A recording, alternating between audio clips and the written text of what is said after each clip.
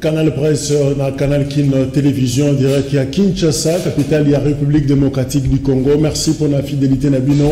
Rodi Koupar, Serge P. Soulé, Msimbia, Veyambata. Voilà, équipe formée en place pour nous proposer le numéro à Mokonalelo, mercredi 27 mai 2020.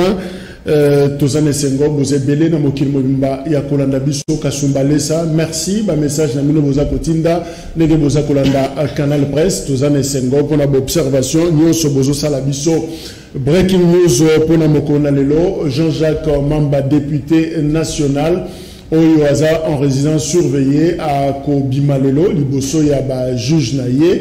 Pour finalement suite à Likambo, Boyebi que Yendazaki auteur, il y a pétition, Oesali d'échéance, autopé destitution, il y a Jean-Marc Kaboum, le premier vice-président, il y a Assemblée nationale. Le problème c'est posé qu'il y a signature parce que Moko il y a signa qui évidemment va zapper Misusu Bazali, Andima qui était signature Wana Alobi, ba imité signature Naye.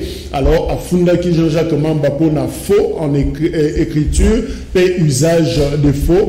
Qui est pratiquement manu militaire inandaku pe bakenaye na résidence surveillée sikaza kino sika oyo alors lelonde et koyeba finalement suite ya makambuana comment et ko salema pendant que Jean-Marc Kabound pe assis à Longwe na poste wana toujours likolo ya motion pétition pardon oyo Jean-Jacques Mamba a initiaki avec 62 signatures.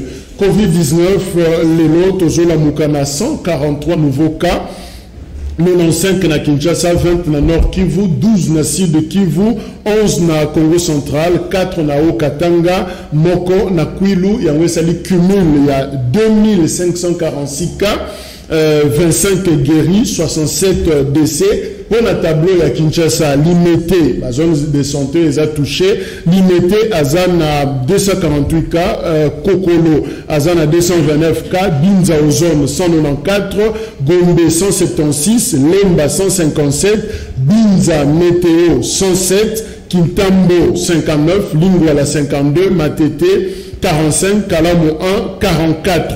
Voilà, tableau et coronavirus, Nenge et Zali à Kinshasa. Et pendant ce temps, Bakondi Bazo envisager comment faire pour que Bana Bazonga classe, bien que Flèche et Zomata toujours l'icolo, mais il y a des certaines structures, il y a société civile, local à Sieko, Bango Baza qu'on s'opposer parce que Balobi et qu'on a la local là qu'on exposer Bana. Juge Raphaël Yani Ovungu, où il y a Bandaki qu'on kamba pratiquement procès il y a 100 jours, Azali Sousunabo Moïté, à Koufi, na Tongo Yalelo.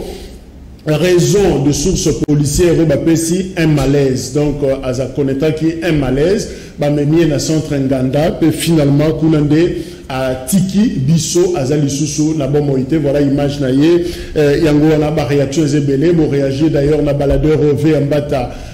Mais qui sala na tongo na lelo pe ba message na bino nyonso to kotanga yango par rapport à la situation il y a juge Yani alors que devient pratiquement le procès 100 jours au Jean Jamal na Vital Kamere Bazako Samba parce que ba personne qui rendez-vous le 3 juin pour que ba témoin baya procès continuer, mais juge Kambaki Masolo, la fois passée, les 11 et puis les 25, hier, Azalisus la bonne moïté, on aura peut-être besoin d'un avis technique pour n'accueillir la suite, il y a procès et Kozala, Ndenge Nini. Mouchipan Zanabiso Elongo, ça fait un bail à la région de Bissoaza interfédéral, il y a UNC, ville, il y a Kinshasa, Mbotenayo. Mbotenayo, Jacques. Voilà, tous appels à Médard, Kankolongo, président national, il y a Congo en avant, parti politique proche de... Proche de moi-même. Voilà, Mbote Médard Kankolongo. Mbote Ndeko Jacques. Parce que tu as une position Médard. Ouais, bon. Az approche na MP, az approche na MLC, il y a le Mumba, tout finalement az approche. Non, j'avais tranché na Lobaki, Tozo poussa na bientôt na ba plateforme électorale pour na Banja 2023. Notre parti s'est positionné pour na kotala, mais pour le moment tolingité ko kende nulle part me permettre quand même 30 secondes na mona capé au traversaka commune à Kinshasa. Ce matin c'est pratiquement impossible à venir Croix-Rouge Kabinda, je m'excuse, na Kasavubu en tout cas libulu moko ezawana nzela wana basalango na cadre ya 100 jours bazoba biso baliambongo na biso, ça devient pratiquement impossible. Ceux qui ozawana pour comme j'ai fait à peu près 30 minutes pour ma place wana, ceux qui bakonzio baliaki mbongo ya 100 jours boya tana le reste bossa la venir on Croix-Rouge et je m'excuse à venir Kabinda yon soir mais aussi en entre-temps sotali place kaka na Kabinda wana place école moko balongola ki ba tokala jour après ce matin trouble kobima que le bourgmestre via Ngobila bazolinga balongola bato bazolongola na Zandu bakende kotia wenze na place balingi batonga école wana. Alors ba notable commune Kinshasa bamoninga na tongo baza tellement opposé Jean-Teni Ngobila yebisa bourgmestre na yoke place bolingi bolongola bato na Zandu botia na commune Kinshasa na balabala ya Kabinda place balingi bacha Kabinda plateau ya une école balingi bacha fondation batonga wana biso na commune Kinshasa bolingi yangote na délégué président ya ba vendeur ya Kinshasa je crois qu'Aza déjà dans nos murs à Koya pour na couper sa biso précision par rapport na yango. Voilà, Aristote Aza Penabiso et le Ngari même Botenayo. Mbote Ndeko Jacques na CPLI na invitation à Tongo Alelo FCCP oui PPRD effectivement na pesi Mbote na bande kutuba Rolanda biso na ba co-débatteur awa na CPLI en tout cas comme webi mutemeza ko zoka na nouvelle otuko annoncé ya perte ya juge Koufa. En tout cas, c'est une perte énorme pour la République. C'est la République qui a perdu. C'est la République qui est choquée. Donc, merci pour cette invitation. Je crois qu'on aura le temps d'échanger en profondeur. Boni Bilengue, Azanabiso a signé première entrée na Canal Presse. Il y a Zalim Moko, il y a Mouvement Citoyen, ECHA, RDC. Voilà, premier passage na Canal Presse Mbote. Mbote Ndeko Jacques. Voilà. Ndenge to annoncé bino juge Yami Aza na Bomoïté Raphaël ou abandeko Kamba pratiquement procès il y a 100 jours au Yozalaki Vital Kamer na Katipe de Kojamal il y a Samibo na Kati. Voilà, rendez-vous ezaki pour le 3 juin prochain.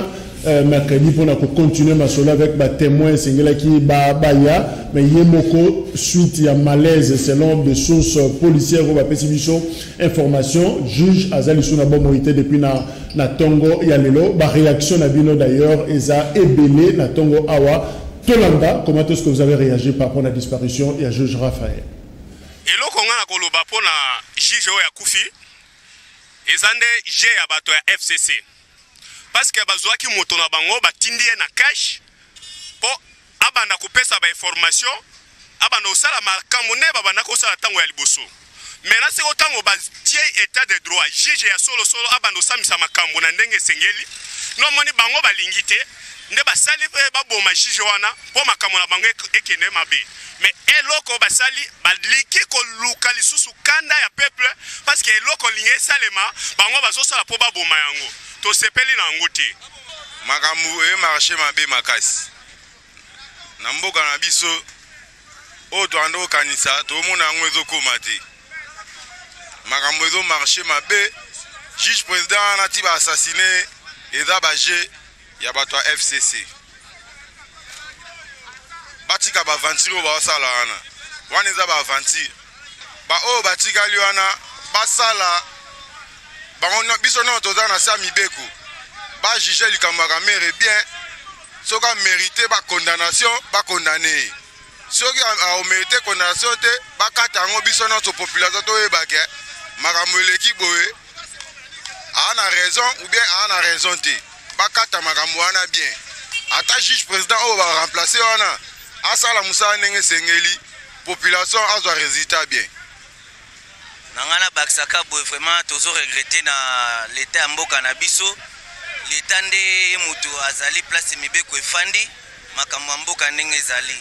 Alors oh non c'est salami biso population tozana besoin toyeba. Bas sa banquette to landela keno assassinat wana euti epa nani euti na nini toyeba pe vérité po o akufi ata pona makambo kamere te mais aza pepe congolais aza mwana mboka biso pe population tozana bosenga toyeba ke makambo wana ezouta na nini l'état sa musala na ende balobaki état de droit ba dévoiler ba makambo nyonso ezoleka ba main noire na sima ya kosala ba makambo pe koboma baja bato politique mais kozala pasi mingi po etambola su malamu parce que yende mutu tomolaki azosambisa dossier wana ezosenga leta asalaka musala na ye balandela mibeko ndenge osenga basambisa makambo na bosembo soki pe aza na ye kamera aza na ye na to te basambisa makambo ndenge ezali. Bon vraiment donc eza vraiment pasi vraiment pour na mboka na biso.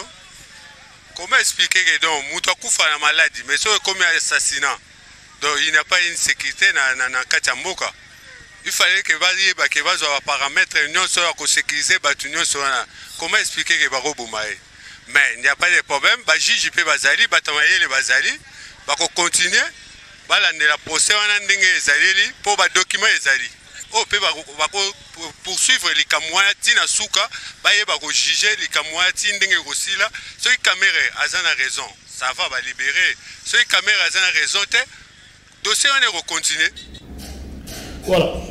Mouchipanda, UMC, est-ce que vous avez une explication pour ça, topé un mot à dire par rapport à la disparition? Il y a Raphaël Leyani.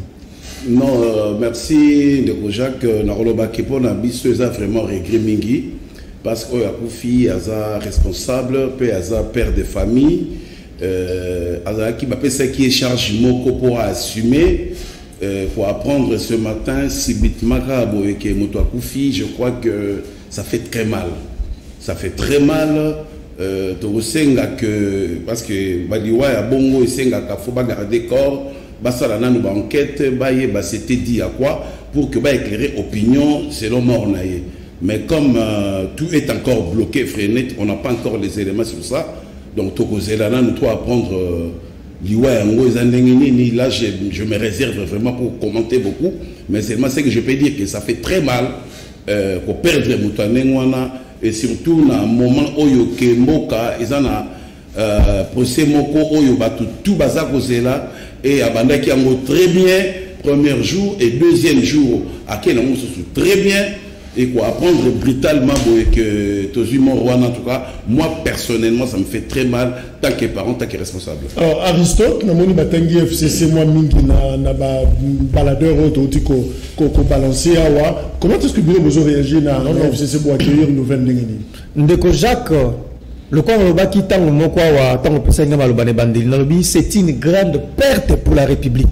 D'abord, on a profité de l'émission, on a profité de l'espace pour présenter la condolence dans la famille biologique. Na bana nae basi nae famille Mobimba en tout cas moi si nae effectivement nos sincères condoléances pour naeloko ekomi ndeko ezali une perte avoir un juge à ce niveau-là avec son expertise et son expérience tout ce qu'il a pu faire pour la République et puis un dossier moko très sensible à disparaître à kufa na ndenge c'est d'abord la République de perdre. Premier point. Deuxième point de coup. Non, ce n'est pas c'est grave. C'est chargé inutilement le FCC. Le long d'Amboka, ce qu'il qui est salami.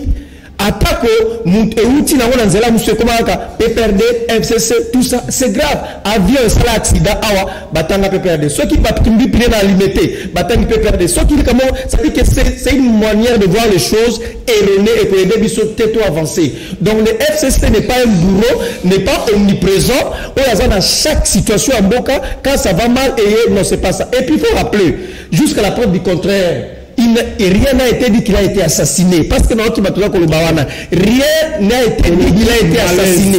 Ça veut dire que les rapports mais pas il y a médecin, tout ça pour autopsie. Moi je vais même plus loin, tout ça là-bas ça pour autopsie, va détailler pour la Colomba malentendu. Le FCC n'y est pour rien. Qu'est-ce que nous on va gagner? Qu'est-ce que nous FCC perdre on gagnerait dans ça? Donc on est absolument innocent. Je précise que du camp assassinat au lobby en côté de sources policières, on retient que malaise et salakié ndé akeko katamotema dans l'hôpital. Alors Médard Kankolongo, comment est-ce que vous avez réagi pour la disparition? Il y a Raphaël Yanni. Pas si makasi na motema. D'ailleurs, je vais tranquilliser Aristote. Atana likolo bapona likambo ete me bakotanga pe perdre na koboma parce que na fait cesser pour tam eleki ebele koboma ezala kine to mode ya ngambo na bino Floribert Chebeya. Donc sotani Floribert Chebeya otangi Rossi Mukendi otangi Thérèse Kapangala otangi nani ebele to makambo koboma tellement que ezalaka lié na ngambo na bino est-ce que dans le bitego ezabino est-ce que vous comprenez avec que non oyo bakoko c'est la bino mais makamunde ya bakopite bakoseli biso voilà sur le ngambo ko boma ndela ngambo na mwa mingi merci Chebeya bombomi préservatif na poche chaniera maluku kamwe na sapu kobomeza mwa mingi na ngambo wana kasi pasi na ngai Jacques lui bandi d'abord et bandi d'abord la présidence de la République. Degré Batubako wa environ 22 morts. Donc tu te poses la question. Corona et ponakaka batu ya kamoko. Kuna kozala kana batu ide pesa na bande ko mususu.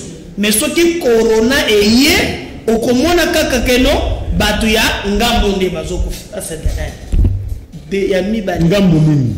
Ngambo ya IDPS nde bazokufa or cabinet na zaba tubaza mélanger corona zo surtout famille boye tali elongi na yo tikiyo ezungai sezo pona bilongi na comprendre te alors tolongo wana obo resele monsieur comme singai parce que ne faisons pas de l'hypocrisie na kati ya procès avocat moko alertaki ya République alors vous menacez les avocats. Aujourd'hui, tu vas mettre les faits. Pourquoi tu le menaces? Non, nous n'avons pas tant de dossier et entre guillemets. Mais tu vas comprendre. Je vais mettre les faits. On m'a appelé à 5 heures. Na poto. Na maman Mokuboy, Azan Allemagne, on a mis du fait. Où? Oui, mais j'ai joué à la pousse. Ah, tu as réseaux sociaux. Ah, nous on a mis des mais on a mis des réseaux sociaux. D'abord, pour vérifier l'information. Je Quand tu m'as confirmé l'information, je me suis dit, mais si la vie humaine, et ça sous la sens, on a dit l'aspect métaphysique de la vie. À chaque fois que nous avons Jacques Mabé, nous avons mis ça la penga parce que l'homme est créé à l'image de Dieu. Donc, qui comme à niveau que l'IWA comme non, les enquêtes vont continuer. Bongo moi si na banana ye. Bongo bande kumusu basala ko dire que le simana ye. Biso tozo senga. Na moni balobi que eza malaise. Je sais comment ça fonctionne ici, mais tolingi basala autopsie. Toyeba clair thèse ya malaise wana je m'entre guillemets. En attendant que tout le monde a banquette continue. Béni Bilingue, le mouvement citoyen ECHA, comment est-ce que vous pouvez accueillir finalement l'IWA, il y a Georges Raphaël. Oui, merci. Au fait, et ça passe comment on a papa, père de famille, à Koufa, on a, bon, tu es bien en assassinat ou bien à Belaki. On prend l'option malaise. Ce qui est déplorable, c'est quoi? Et ça, système autre, qui Kobo, il y a un régime, il y a Kabila. Une fois que, en fait, et ça, la situation pour te vivre que, une fois, pour dénoncer, les camarades, la droiture, il y a des poursuites. Soit l'arrestation ou bien la mort. Et c'est ce système qui continue jusqu'à présent. Juge avec le dossier, il y a 100 jours bien. Premier jour, deuxième jour, il y a eu des menaces. Il y a M. Vital Kamere qui a dit n'avoir pas qu'il va mettre le feu. Ce qui va continuer à pression. Tu penses que continuer. Il dit qu'il va mettre le feu. Ce que tu as dit ça, rapport il y a mettre le feu na kokufa il y a juge président. Moi je pense que bon, je ne peux pas affirmer puisque c'est une autopsie, mais moi je pense qu'il y a une liaison entre le menace, il y a Vital Kamerhe, na la mort, il y a juge. Et je demande assez que cette mort, elle est n'a pas oublié l'élection, on est l'élection chez Béaté, on est l'élection Rossi, on est l'élection juge, on a couffé na malaise. Mais surtout, tu as vu que poison et puis ça malaise après mon couffé. Et ça a raté arme pour arme mon sarapota, il a été assassiné par arme. Mais poison et puis ça a malaise. Donc j'exige assez que juge Wana Cornae et à la garder, basta la autopsie, puis ça dit vrai cause, il y a décès, il y a juge Wana. On a mis du feu. Ndeko Jacques, pardon s'il vous plaît. Ça la toilettage, mon bêtise bon qui a excusé. Ok. Au moni, quand nous venons dans le plateau de la télé pour parler, nous devons être sérieux. Il ne faut pas dire quelque chose et son contraire. Ndeko Médard a lobby, comme il aime trop parler, a trop parlé, il dit quelque chose. Mais moi je considère que je remarque qu'il parle trop pour sans rien dire. A lobby awa que Batu Bamesana, Koboma Batu, Batouya, PPRD, FCC. Ça c'est lui qui a dit. Quand nous disons le pouvoir, il faut s'assumer de ça. Quand on t'appelle pour expliquer, il faut aller s'assumer. Alors lui peut perdre. Et par après, à qui peut perdre, alors lui alors lui que Kamerhe, alors il va mettre le feu. Tu as cité les noms. Et même madame a cité les noms. Lui avocat. Maman le dit que laissez-moi. Mais maman le dit que n'avoir basse à l'obaki, il y a Yokaki n'avoir basse. Mais moi je suis dans la salle Yokaki, il y a Yokaki. Il y a d'autres choses qu'on appelle de témoins. On appelle les témoins pour venir confirmer ce que tu as entendu et il y a des vidéos qu'on doit mettre. Laissez-moi. S'il vous plaît. Sécurité, s'il vous plaît. Alors. Les noms, maman qui est encore plus loin, le dit que Bilon va déplorer qui, toujours à côté à PPR de l'FCC, et ils ont continué les lots. Ceux qui ont continué les lots. Mais, non, il y a un pouvoir. C'est FCC, ou c'est l'UNC, ou c'est l'UDPS. Mais, chose bizarre encore pour terminer, Ndeko Jacques. Oyebi Sokotali, même Bible, lui il est pasteur. Bible lui que Batumi balé baro tambola nzela mon côté ceux qui bazo yo kanaté. Mais pourquoi nous voulons faire du théâtre? Toujours la coalition entre Cash FCC, n'est-ce pas? Mais quand tu vois sur le plateau de la télé, au moins il y a UDPS, au lycée là il y a UNC, il y a UDPS, au lycée là il y a FCC. Mais coalition Mobosali et ça wapi qui n'ont pas tant que responsable, j'assume mais mon lobby que l'IWA oyeye pas y juge président, ça nous fait très mal. Et le père de famille, nous devons recevoir malade à Moutou Azate. Les juristes question de Matunayo, suite aux à la comment, président, il y a chambre à Koufi et après. Non, pour ça il continue à voter Moutou Moussou. Voter chez Moussou. Donc, président Moussou a oui, composition peut changer. Là, mais il y a la compétence. Il y a qui de droit. La seule va modifier d'autres, il va changer composition ou va remplacer Kaka. Mais là, quand on est-ce que vous pouvez s'arrêter et qu'on va affecter dérouler n'engue et zala qui y a procès, ce qui va changer composition. Merci Jacques Menayel ce Mouchipanda qui est dans un plateau TV. Yakana Barguima ne vient pas nous menacer, nous intimider. Ce qui va bengio, ce qui va saliboy, ce qui va tindo ba ko benga biso bo genda bo bengi sabiso. Nous nous battons pour un Congo nouveau, un Congo tout ça n'a pas droit ndenge moko. Toi tu viens défendre Kamerhe, c'est ton choix le plus légitime. Yami balé na bandeli lisusu. Nous avons vécu dans ces pays, on a tué Chebeya. Paul Milambo a lobby kakoya ko tia procès au bande ya fait cesser. Donc on a changé mon balangate. Nous avons vécu dans ces pays, on a tué aussi. Nabala Kaouchou, Tozalaka Prosima, mais banditi les lotes. Nous avons vécu charnière et Amaloukou. Nous avons vécu comme un sapo. Les experts sont là. Vous ne venez pas m'intimider ici. Et puis, Nabandrine a affirmé les sous. Avocat à Lobaki que vous allez mettre du fait. Il ne me répond pas à la question. Pourquoi la présidence de la République, quand la corona, il faut que ça ait une réponse. Merci. Donc il ne faut pas intimider ça. Est-ce qu'il déroulé, il y a procès, on s'est affecté dans la nouvelle composition. Il faut battre maintenant juge Wazana moral parce que c'est un coup. Kolobake yo y a un dossier wana. Ceux qui ont été pour qu'il n'y ait pas sembo, donc il est grand temps que Bambouche Bisso juge très bien, mais va renforcer payer sécurité dans la macasse. C'est-à-dire, Bambouka moyen, soit il y a l'État, à nous logement moko, soit il y a femme qui peut l'envoyer pas naïe.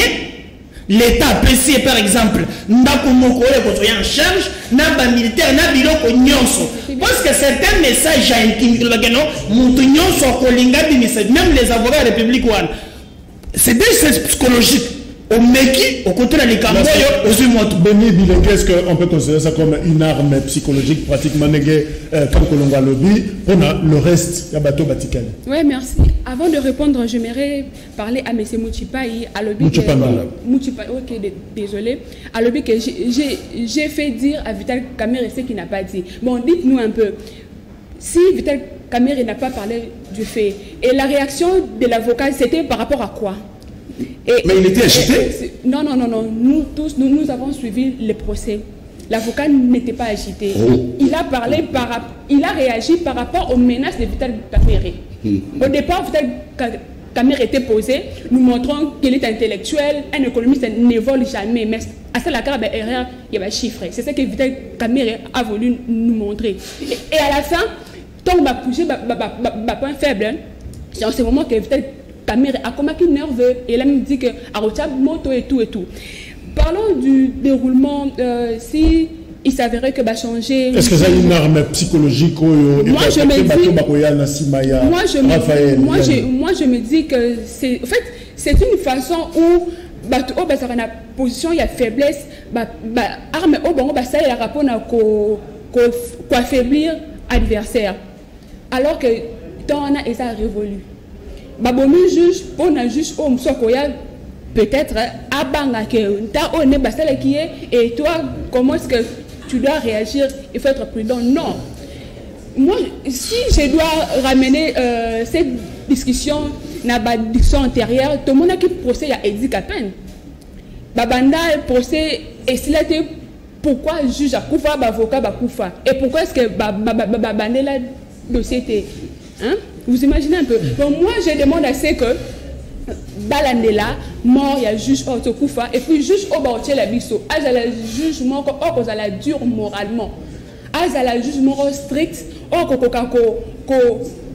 poser ba actement ko esa la keto soit solution à problème alors Aristote peut-être pour clôturer le dossier intérêt minier c'est ça que ça ce qui juge à Koufi composition déjà changé l'affaire il y a 100 jours. Effectivement en fait c'est comme si aucune conclusion il y a réponse nangai ndeko Jacques n'a manifesté mécontentement nangai ultime et pas ndeko Médard Kankolongo na lakisi awa na siliki na sepeli te ba propos à lobby ya on a faire part na mécontentement nangai ndeko Médard Kankolongo oza président parti politique et c'est la différence entre rôle et parti politique na mission ya l'état oza ko sala amalgame oza ko sangisa makambo donc PPRD a une mission comme parti politique il y a conquérir pouvoir peut conserver aussi longtemps possible aza ko jouer rôle na carte bengi démocratie na l'état en soi comme méga structure oza ko kamba société tango likambo saibo ozo PPRD alors que l'état ça ba moyen na ye régalier pour sécuriser pour protéger pour battre la bataille yozo tchanga PPRD alors faire un effort comme pendant un parti politique, c'est la différence entre le rôle d'un parti politique et un État, c'est très important. Quand tu parles des choses, ça me fait rire, mon cher ami. Je vais t'expliquer. Est-ce que Ngaï Ndego, comme Baratenga na Tanga na Rosimu Kendi, tu as dit mon classe Nabiso, déjà éternel des mois, tu clames, Tanga na ye, na ye bini. Ça dit que dans le contexte où l'ICAM comme la Kindeko, ce qu'on joue réfléchir de manière normale, au comment la hiérarchie est zali. Pour combattre le niveau l'amalgame. Si vous comprenez le procès, j'ai dit que les gens des faveurs n'ont pas prévenu. c'est-à-dire que professeur en défaveur na bango effectivement parce que les Camerounais zalia l'état ba su ko récomposer na nous composition ya ba juge wana ko bongo su o ya ko ya asemprer na dossier effectivement donc c'est en défaveur ya ba toza ba kangami bango ne baza en défaveur na bango donc le dossier va retendre ba ko changer mais avec le temps et que ça en défaveur na bango c'est ça en fait. FCC qu'est-ce que nous on a gagné d'ailleurs Ndeko tant qu'il y a un projet en 100 jours, FCC est considéré comme bête noire, on ne peut pas collaborer avec eux. Tout à la tâche, il semble-t-il, nous avons vomi pendant les élections. C'est-à-dire que, vas-y, passer 100 jours sans le FCC, le projet a été fait sans le FCC. Alors, qu'est-ce que nous allons gagner dans mort et à juge, alors que nous n'étions pas membres de la 4 gestion à 100 jours. Donc, il faut faire la part des choses. Merci beaucoup, Aristote. Tournez pas, Johanna. La décision de Jean-Marc Kabound de PPRD à lobby. Il salue la décision de Jean-Marc Kabound et invite l'UDPS à proposer quelqu'un d'autre qui est, entre guillemets, responsable et qui a fait des études. Donc, Mouto Aza, responsable, pour Moutoyo à Tanga. Alors, la grande question, comment obtenir des hommes de qualité dans l'institution de Bisso pour la PPRD que l'on voit Jean-Marc Kabound, l'on voit Mouto Aza de mauvaise qualité et c'est qu'il va remplacer le Mouto Aza il y a qualité. Alors, comment est-ce qu'on soit battu à qualité dans Bisso en commençant par la présidente de la République, directeur des cabinets, des opérateurs économiques, acteurs politiques, nous soit battu à qualité selon le raisonnement il y a PPRD. Je pense que vous avez la réponse. Oui, Nathan Manga, nous avons 30 secondes. Dans la route, on les Kabongo. Oui, d'abord, 30 jours sur ma politique, il faut total la rappeler. Toujours la vie Nathan Manga. Au moins, ceux qui ont l'année, ne comédar, na parti na ebande banda, il y a dans le plateau. Na mon ami secrétaire général ni membre parti ça constitué na yemoko. Mais Azoro Bakaza, dirigeant, président d'un parti politique. Bandé Banda, Congo en avant, Bandé Banda, aux témoins, Tangelanga Moutoumouba, Congo avancé à la plateforme. Et la ONG. Ah voilà. S'il vous plaît. Donc tout ça va confusion. Moi je le reconnais tant que pasteur. Donc à se couvrir, tu es tant que pasteur, la ONG avec un parti politique. Merci. Si ne pas les élections, et la présidence de la République. Bon, avec l'UNC, baza minoritaire makasi. Baza est belé kuna ezali UDPS. Et allié. Ce n'est pas l'idée. On ne dit même pas 17 heures. Non, je ne dis pas ça. D'autres camps, et d'autres camps, c'est ça que je dis, ça que même Bambi, pour moi, il va difficile par rapport au bateau, pas rare, pas peu bouquet. Mais d'abord, on a corrigé le remoko. Poste wana et la poste a eu de PST. Les gens doivent comprendre ça. Oh, les apôtres, il y a cash. C'est-à-dire, cash, il y a des bosso. Pour Jean-Marc Kendewana, cash, il y a UNCI de PES. UNCI de PES. C'est ça, cash, la coalition. C'est le pouvoir de Félix, ce n'est pas l'UDPS. Tout ça, on a coalition. Mais je t'ai dit que poste Wana et Zali, il y a cash. Le président a le pouvoir pour l'UPST. C'est l'UNC et l'UPS. Même temps que nous avons la poste, la ministérielle, tout ça, la commission de mes amis, c'est Jacques, on va analyser ma campagne, la proposition dans tous les postes. Commission Zali, même côté l'UPS, c'est Jean-Marc Kaboul qui est là, côté il y a UNC, c'est moi qui est là. Ça, la proposition, on va débattre, on a dit que tu as la coalition, Bisso, na l'UPS. Et ça la bartoucha mutaï le pes. Et ça la trocha mutaï UNC. Te revendre, te solo, te chanani, te tient mutuboy. Pas dans la coalition. Merci. Mesdames, en Colombo, les hommes de qualité dans l'institution d'Abisso, est-ce que ça trouvable? Oui, bien, c'est un plan tirable dans le débat. Il faut pas qu'on un air solide. Je n'ai pas regretté comme lui. Jacques, je te prends en témoin. Au sol, que ça, image appartient à Abisso dans le canal presse. Il y a Tadate.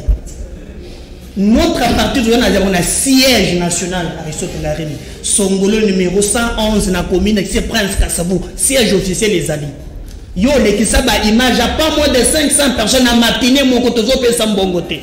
chaque jour j'ai des adhésions ya kosakanate yo muto pona na yo kolanda kamere pona lotiocho un parti mobimba malgré que la partie ya muke mais to défendre la valeur que parti monene ya moyibi ministre ya fait ya bango ya formation professionnelle bango ngana moyibi ya bino mo moyibi donc ngana c'est là dans la deux personnes mais au moins batu ya solo qui n'a tondi ça batu plein batu ya kanyaka. Merci. C'est un parti à pense. OK. Dédé. Ya ko banangai ONG ndeko nangai. Malamu na kana ONG.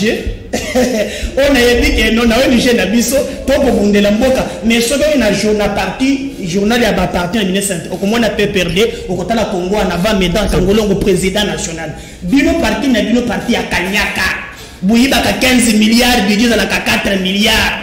Bino ko kuyiba mbongo nde musana bufuna ba normalement il faut que libolo la impère bino ko libo un jour comme pour ça ba mbongo pour makamba pepe dawate makambu ya tina ozolo batu bacha muto atanga kelasi. C'est ce qui me fait très mal. Muto makolo bakaboy science sans conscience n'est que ruine de l'âme. Batu baboma mboka na biso batanga français mingi na par exemple muto mango moko matata mponi abazo mbongo ya bokangalo qu'est-ce qu'il a dit troïka stratégique les zakawapi ils inventent les mots.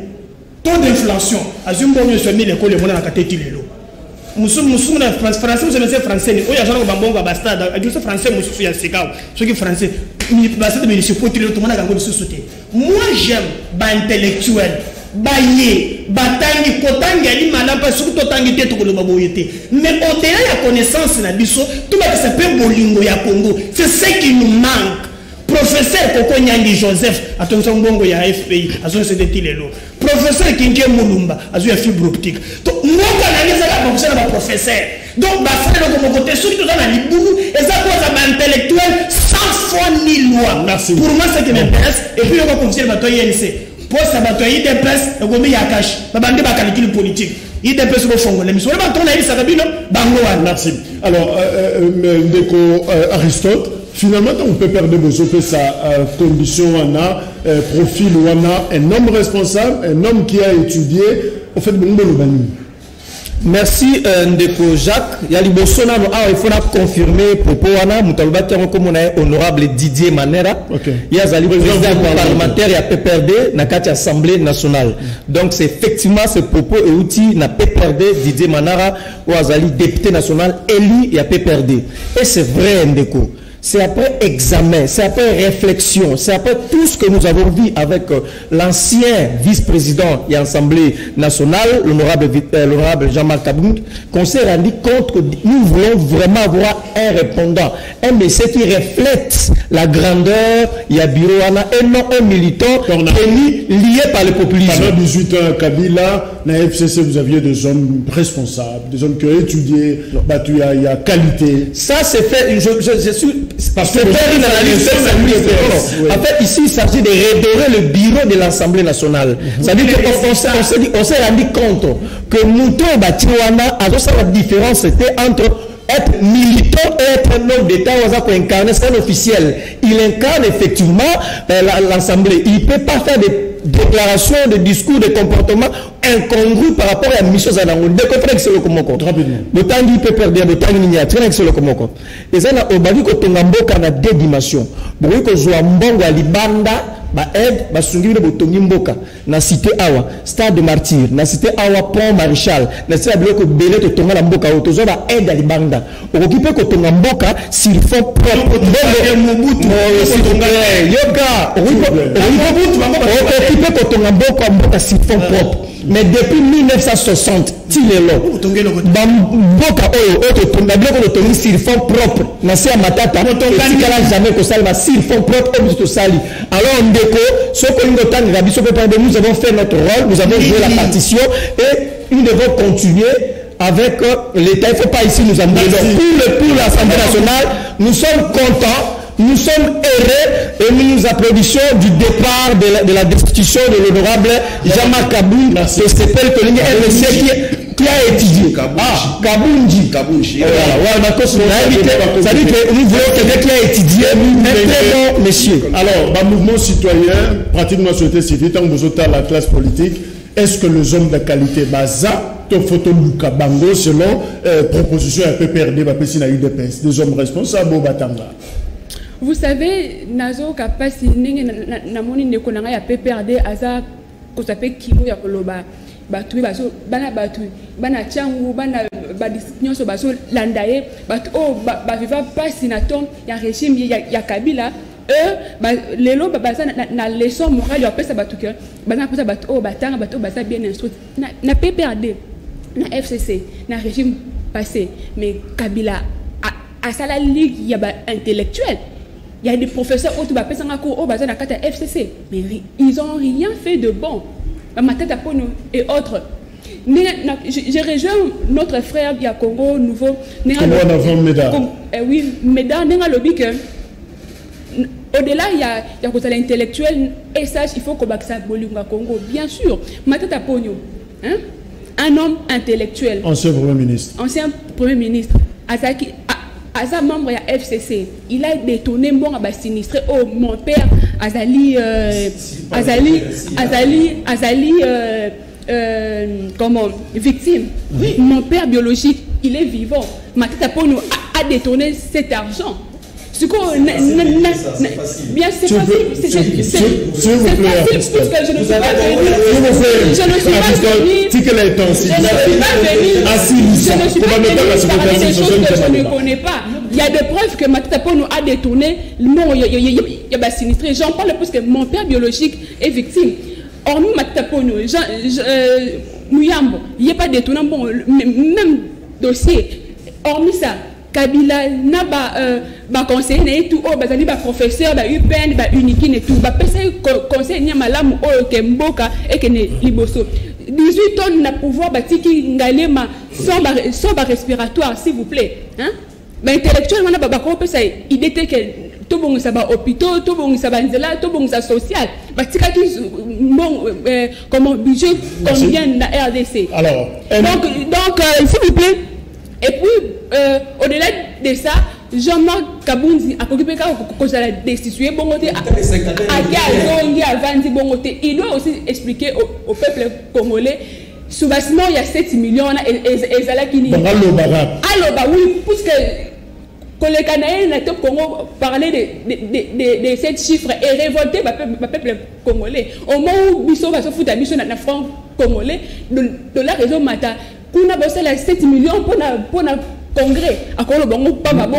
Il va nous expliquer. S'il y a un autre homme de qualité peut-être, Zapé Moko et FC Soazo Kabaville et à Kinshasa, Gentini Kobila, peut-être qu'il est le Kofo, confirmé en gros, Yosa Mokondi, Abate Kinyoso, il y a ville à Kinshasa, Azo réhabilité Zandu, Azo Kobuka, Kobungisa, Zandu Zonga, Negezalaki, on peut dire bravo, monsieur le gouverneur. Non. Je m'inscris en fond à la déclaration sur le bas. Parce que si M. Gentini n'est pas un homme crédible. Parce que si on a dit que Zando, Zando n'est pas Zando est 30 000 vendeurs. Mais M. Gentini a coronavirus, il y a une décision après avoir qu'on soit là Premier ministre. Que a signé arrêté pour pas réglementer les bâtiments côté la carte Zando. Arrêté à outil de loi signé à outil. État déjà essayé confinement et à Bombe Zanda ne peut pas kangi. Mais le fait qu'il y a tanga mingi, n'engende de on a bien tanga mingi, qu'on a les États-Unis côté à pôle Nord. Mali les Aramakasi. Ndeko Gentini pendant le confinement. Mais tu dois a tombé biloko ya bato. Il y a un commerçant pendant le confinement. On a quatre Zando. Ok. A tombé biloko ya bato. Gouvernement Yemoko, Maître John, Didier Lola, Guy Michaud, batumbi biloko ya ba commerçant. Ils à la mesa. Tout biloko les a na dépôt, batumbi. Marchandise à la conteneur, na kati ya Zando, batumbi sans qu'on la ba commerçant. Mutuana mutu ko ba crédible. Et puis ce que nous regrettons, nous avons un cadre permanent. Alors finalement, dossier on est à Zandou, ils sont comme sérieux, va déplacer Batman, on a commis à Kinshasa. Vous proposez quoi finalement pour notre ambassade? Pour la biso, basa na ndenge mona mboka André Kimbuta salaka na mona mboka Gimatondu. Lelo azana na makala. Basa la cadre permanent de concertation. Na cadre permanent de concertation, tous alaki parquet zalaki, la police zalaki, ministère de l'Intérieur, biso basanenga ba faire de sorte qu'à tout moment, sauf qui l'État à l'ingage des yeux à ma casse, nous la carte tout dans le marché central, le cadre permanent se réunissait. Basali réunion, des yeux limite chaque district a dû sensibiliser batnaye. Nous monaka na matete, tant balinga ba moderniser marché à matete. Cadre permanent et se réunissait. Ba bengi biso ba syndicat, ba service, parquet tout ça, ba tie ba teki na balabala. Ba teki ba ke na balabala, ba encercler wings. Batongi matete bato bazongi mais oyo suko islamé ça mindenge wana te e banina lo batumbi marché kato oyo za balabala batumbi biloko na bango bakangi ba magasin ya mibale bake batumbi na zambi babuki nyonso pillage nyonso esalami c'est comme si Kinshasa balingi bayumbiliza kyango mais tango batumbi na zambi lelo bazebisa bato bazaki na zando bakende koteka na kato esinga batumbaki papa on ne peut pas faire l'amateurisme pour gérer la vie de Kinshasa. Ce que Batou, Baye la Kato, et commune, à commune côté de la Bawa, fiche un message plutôt sur la tour de table pour la conclusion. Bonjour, on CKTV, on a tué le juge. Non, Bissot Pessi version un malaise, mais nul ne peut échapper à la justice divine. Nzambe Azali peut procès et Koko Bakaka. Bonjour CKTV, président Fatia Fongola Moussou, sinon et Koko tapé na biro na ye pour yende aza cible aza asala angele. Bonjour, vraiment ils a pas si pour la RDC mais oyo bazo sala baye baker bakotuna na peuple na nzela. Bonjour, moi je pense qu'on doit suspecter VK parce qu'il avait promis au juge qu'il va mettre le feu au pays. Non, le bagui pays. Si on invite Amida Chatur, il faut balander la malamu. Bonjour, je crois que Moutchepanda répond par rapport à dossier. Bonjour, to sengi na bakondi, basa la autopsie na juge wana poto to yebi batuana. Bazala makasi mingi na makambo wana tozana bango mayele. Bonjour tolingi totuna pona nini na présidence ba collaborateur ya Fati oyo bazokufa bazaka ka mingi bato oyo bazowuta na UDPS eza clarté. Bonjour yango na mboka oyo bakangi VK bolobi FCC juge akufi FCC siko FCC asala nini na mboka oyo azakutu libanda ya masolo me bazotanga kombo na biso tosala nini babomana na bango batika kombo ya FCC. Bonjour VK Lobby, il va mettre le feu ceux qui babengi Amida yango moto ebandi juge accueilli bafongola miso justice à sala musala nango. Bonjour, comme le juge président vient de mourir, selon nous la vraie version ya dossier wana tokoyeba yango lisusu te tonini Nzambe oyo libabe tonini na mboka na biso. Bonjour balandela maloba ya VK à côté feu na nini pe na banani juge wana déjà aki Moutchepanda 30 secondes. Oui, dans 30 secondes dans le Bandeko Jacques d'abord nous allons continuer pour confirmer puis pour affirmer que parole wana ya kotia moto VK alobaki yangote et agitation ya avocat de la République. Merci. Et de deux na koloba que batika ko épargner PPRD parce que Moutou FCC pardon Moutou bato bazana ba institution ba ambassadeur de la République eza au Kabilatika ba mandataire d'entreprise eza au Kabilatika ba parlement eza na maboko na bango baza majorité sénatorial baza eza bango. Donc je vais dire que ba ko épargner bango té na pouvoir. Donc Félix il faut ça l'année attention avec FCC pas INC. Avec FCC parce que Bangonde va diriger je vous informe que le Premier ministre avait dit que Bazouba Coca réaliser budget 11 milliards mais qu'est-ce que message na Facebook na SMS bon na bataille ni c'est bana présence bon mais la nini pour résister 17 wana le baninga musu bazo ko na pesu exemple dis-moi un peu parce que c'est minoritaire Attends qu'il faut sentir Yangoté. Le bateau Basa est belé, toujours souhaité Yangoté. Ngai peut-être que chrétien n'a jamais souhaité du roi Yamoto. Jamais. Merci. Aristote. Ndeko Jacques, 30 secondes. Nazalaki très content Nandeko Nangai Navakambolé mais Aouti ko Zokisangai comme vous n'avez pas l'idée. Ça c'est de l'incompétence ou tu comme ça avait à incompétence. Ndeko Yebisangai qui nomme les généraux, qui nomme les ambassadeurs, qui nomme le ministre, qui fait la mise en place des mandateurs, le président de la République.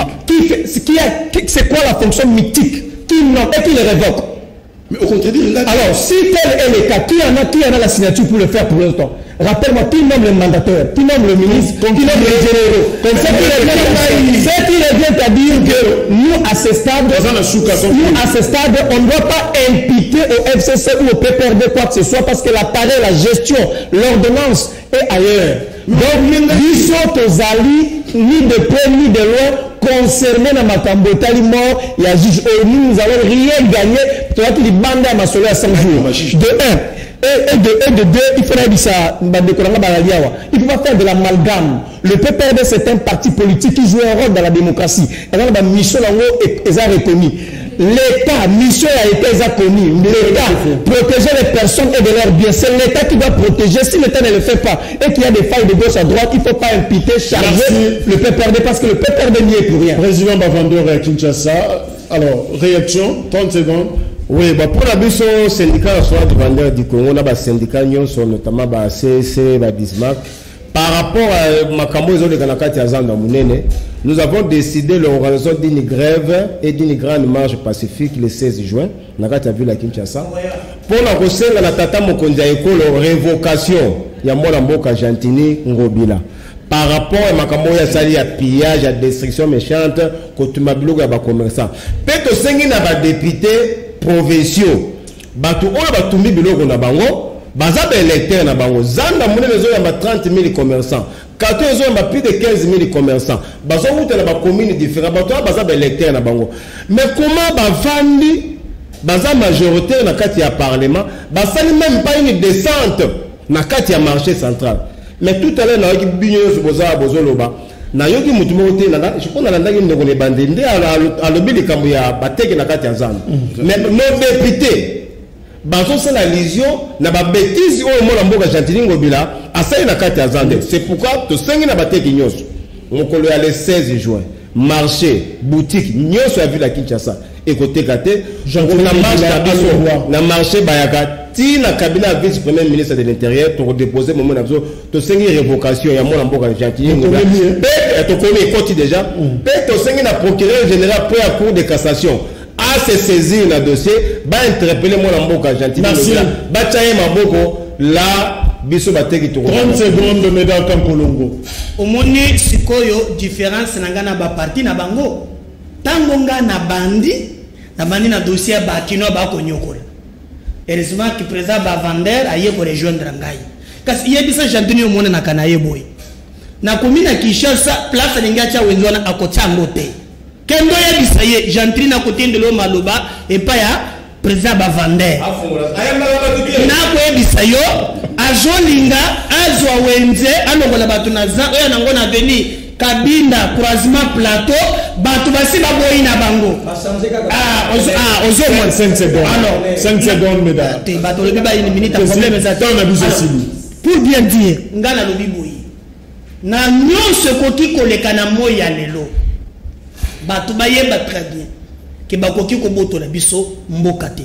Ndeko le makambo ya Félix, président de la République. Oui, il a déjà nommé les mandataires. Oh batu a fait cesser ba bloquer. Pourquoi pas que vous depuis à Tchapoudre na mutu le lo asala gate? Pourquoi que les biso ya SRC basala gate le lote? Donc le problème n'est pas seulement Félix, mais ça coalition bango ya Mondoki. Bako potana bango na bango, biso te. Voilà, Denis Bilengue a clôturé. Mais oui, merci beaucoup. On a clôturé en disant que et ça participe comme on a un président de la République où la population peut plaindre voter qui est à comme président, mais pour ça la décision il faut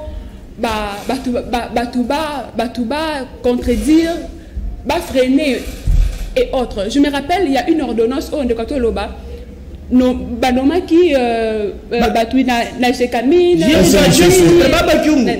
mais tu sais que batola bakota en fonction de pourquoi je ne sais pas quand on parle du garant de la nation quand un président de la République signe une ordonnance, je ne crois pas que c'est révocable, mais comment est-ce qu'il y a Félix et ça a toujours révocable? Il y a un problème, Mabunda a contredit. Un problème, Nani Tambe Mamba, alors finalement, pouvoir. Merci. C'est la question. Il y a Denis Bilengue, il y a Echa RDC. Merci pour le passage d'ailleurs. Et Zambala, il y a Soukate. Aristote, merci. Mesdames, Congo, on avant, merci.